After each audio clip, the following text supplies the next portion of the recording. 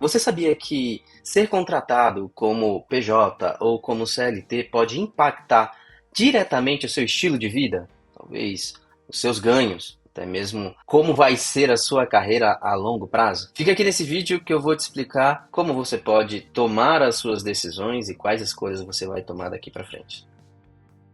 Bem, quando você se submete a uma contratação CLT, ela é baseado nas leis trabalhistas do governo brasileiro. E isso te dá uma segurança jurídica.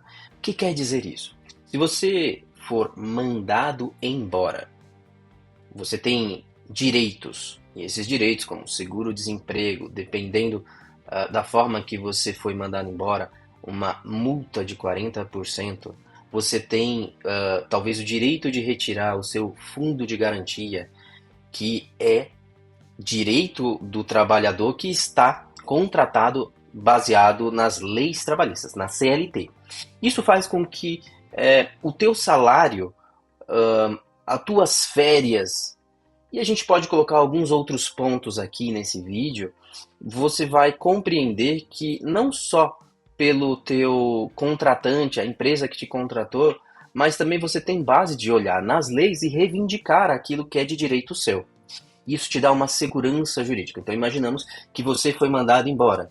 Não pediu para sair do emprego, você foi mandado embora, uma decisão da empresa. Isso faz com que você possa receber do governo, não vou me lembrar se 5 ou 6 meses, um determinado salário. Né? E aí vai ser baseado nas leis trabalhistas, na CLT, o quanto você vai estar recebendo de seguro-desemprego. Isso é uma segurança para as pessoas que estão trabalhando como CLT. Bom, legal. E o que seria, entre aspas, as partes que você pode olhar de forma ruim? As leis trabalhistas, ou a CLT, ela te implica uma carga horária. Então, basicamente, ou vamos colocar aqui que alguns lugares falam que é 40 horas e outros lugares falam que é 44 horas semanais. Isso implica em 8 horas diárias, em alguns lugares 8 horas e alguns minutos. Isso faz com que você não tenha uma determinada flexibilidade, que logo logo a gente vai ver como é que funciona numa contratação PJ. Então a CLT também tem deveres, aqueles que trabalham como CLT, você tem uma hierarquia dentro de uma empresa que você precisa entender como é que funciona, porque você vai estar respondendo a alguma autoridade ali dentro da sua empresa, da qual você precisa seguir algumas ordens, de certa forma, e isso tudo bem, não tem muito a ver com a CLT, tem mais a ver com a empresa, mas de certa forma você tem ali, está subordinado de alguma forma. Isso não é ruim, mas é um dever, do qual é a parte ruim? Você não pode, até onde eu conheço, você não pode estar atuando em 2 ou mais trabalhos como CLT, né? Você tem ali, acho até que eu posso estar errado nesse ponto, tá? Mas de certa forma, na maioria dos casos, na grande maioria dos casos, você sempre está atuando com um trabalho, sendo remunerado pela sua empresa, baseado na CLT. E a parte que eu pessoalmente enquadro como ruim é porque, por exemplo, vou dar um exemplo aqui. Imagine que na carteira você ganha, na carteira da sua carteira de trabalho, baseada na CLT, você ganha R$ 10.000. Mas você não vai pegar esses R$ 10.000 na mão. Por quê? Porque dependendo da tua forma de contratação, você pode ter plano de saúde, é descontado na sua grana. Vale refeição, vale alimentação, transporte. Essas aí já são coisas que você ainda consegue combinar ou conversar com o seu contratante, se você vai querer ou não, qual você vai querer. E aí a empresa tem ali alguns artifícios, algumas, outras não, mas de certa forma você ainda consegue combinar, conversar, para que não tenha algum desconto. De repente você mora muito perto da empresa e aí vai. Ok. Agora, existem coisas que já é retido na fonte. Então, por mais que você vá receber um determinado valor, ele já é debitado e vai para o governo. Então, você já paga imposto em cima do seu salário.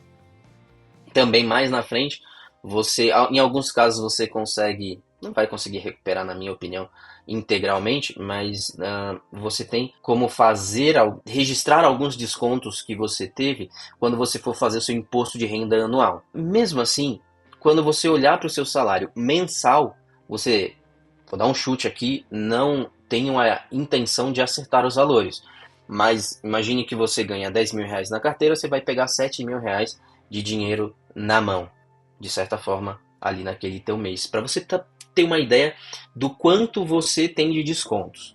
Mesmo assim, não ache que o empreendedor ali, o empregador, alguém que está te contratando, ele é o vilão da história. Porque, de certa forma, se ele registra que vai pagar 10 mil para você, basicamente ele deve estar pagando aí uns 13 a 15 mil para o governo com base na sua contratação.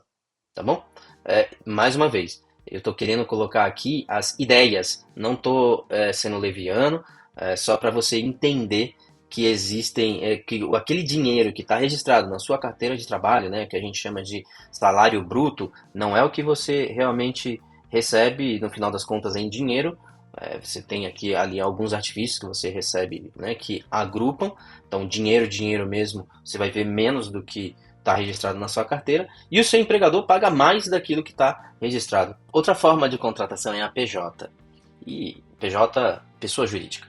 Que basicamente você agora, nesse papel de pessoa jurídica, tem uma empresa, abriu uma empresa. E passa a emitir nota fiscal para você receber o seu salário. Mas vamos entender aqui um ponto. Quando você tem uma contratação de pessoa jurídica, de PJ, na realidade, a empresa contratante está contratando um serviço.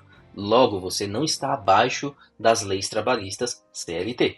Com isso, você não tem 13º, você, de certa forma, não tem férias. Embora em alguns lugares é bem maleável referente a isso. Alguns conseguem dar 30 dias, 15 dias. É algo combinado entre a empresa e você, no caso, né? O PJ. E aí, beleza. Então você consegue ter isso, mas em pouquíssimos casos. De certa forma, o PJ não tem férias. O PJ ele não tem seguro-desemprego. O que é isso? Você foi mandado embora, se não tiver ali no teu contrato inicial algum acordo firmando como é que vai funcionar quando você for mandado embora, se você tem direito a 30 dias, 40 dias, um salário, que nem é salário, na realidade é uma remuneração baseada num período de ou em atividades ou em horas, que é combinado no início do contrato. Olha, você vai ser contratado e seu valor hora é tal. Toda vez que a gente utilizar a sua hora, a gente vai te pagar 50, 30, 40, 90, e aí assim vai, dependendo da tua forma de contratação realizada. Então, o que quer dizer? Então, dependendo quanto melhor profissional você é naquilo que está sendo contratado, você consegue ter uma negociação ou chegar a um ponto que você fala o quanto você quer receber, né, relacionado ao seu valor hora. Bem, eu falei de algumas coisas de certa forma que não são tão legais, de certa forma. Porque se a gente olhar por outro lado, agora você, como PJ, ganha não estabilidade. Estabilidade jurídica você não tem, como um CLT tem. Mas, em contrapartida, você não está preso pela CLT e você pode ter diversas contratações.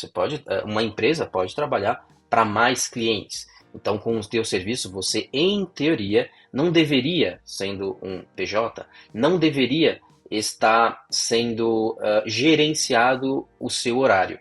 É óbvio que você vai ter alguns horários de reunião, você vai ter alguns horários para atender o seu cliente e você precisa estar associado a ele. Então, provavelmente você vai trabalhar das 8 às 9 até às 17, às 18, mas de verdade, baseando-se e olhando não para a lei, acho que a gente pode olhar assim para a lei, mas não para as leis trabalhistas quanto para quando você tem uma contratação de PJ, de certo você não está focado no horário que você entra no trabalho ou horário que você sai.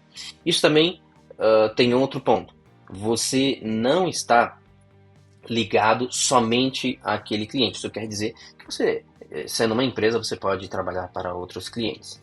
É óbvio que quando o contratante sabe que você está atuando em outros clientes, normalmente ele não acha isso interessante, produtivo, porque infelizmente em alguns casos os contratantes e as empresas, de certa forma, eles olham para você como um CLT, embora eles tenham te contratado como um PJ. Então, muitas vezes você escutou aí nos últimos anos de profissionais fazendo múltiplos trabalhos, mas de verdade, ou certo, se ele der conta de todos os clientes, não está fazendo nada de errado. Mesmo assim, não é uma coisa muito bem vista aos olhos dos empregadores, tá bom?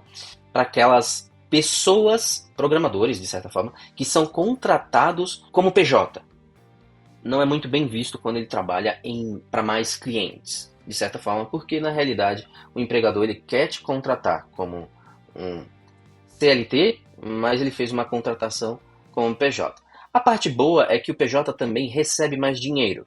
Então agora fica nas suas mãos o que você vai fazer de investimento, seu plano de saúde, seu transporte. Se você quer tirar férias, de certa forma, é o PJ que precisa controlar o seu dinheiro para não gastar, e quando você não estiver atuando, o tempo que você não quiser atuar, você tenha dinheiro para se bancar, que é uma coisa contrária ao cara que atua como CLT. Então o PJ ele tem mais flexibilidade, ele tem, de certa forma, mais dinheiro, porque agora passa a ser uma obrigação sua. Talvez não quero ter um plano de saúde, estou bem aqui de saúde, não é uma coisa legal. Não quero fazer um pé de meia, não quero investir, eu quero investir na realidade, não quero um fundo de garantia, que o fundo de garantia ele é um valor que o CLT é obrigatório a recolher, mas na realidade como PJ eu não quero, isso é só um exemplo, eu não quero, então eu quero já pegar o meu dinheiro que seria fundo de garantia e investir para render mais.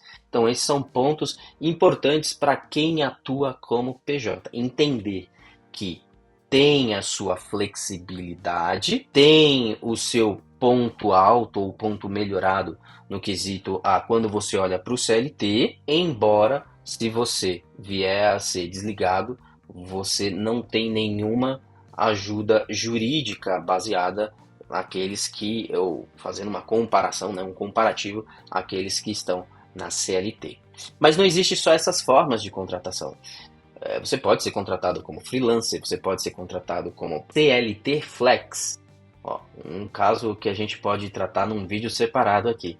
Existe muita gente atuando como CLT Flex, ganha uma parte como CLT e outra parte de outra forma. Eu já falei do freelancer, né? Você pode ser contratado como estagiário se você está iniciando aí a sua carreira como programador também. O fato é, qual é o melhor para você? Eu não posso apontar aqui qual é o melhor para mim. Tem pessoas que têm filhos, esposa, tomam conta dos pais e às vezes olham para um lado de segurança financeira, talvez mais importante do que ter mais flexibilidade e mais formas de, talvez até mesmo de um crescimento financeiro maior, que a PJ te dá essa possibilidade. Em contrapartida, né, um cara que atua como PJ precisa muito compreender esse ponto, né? Então, esse jogo de flexibilidade, segurança jurídica, talvez seja um ponto muito importante a você pensar antes de se expor a um trabalho, uma forma de contratação, porque muitas vezes a própria empresa já fala: aqui a gente só contrata CLT, aqui a gente só contrata PJ. A questão é, qual delas você vai querer se expor? Depois de colocar a sua resposta aqui nos comentários, e eu gostaria muito de saber qual a sua opinião sobre isso, fica atento que vai vir 2 vídeos aí para você. Clica nele e continua assistindo.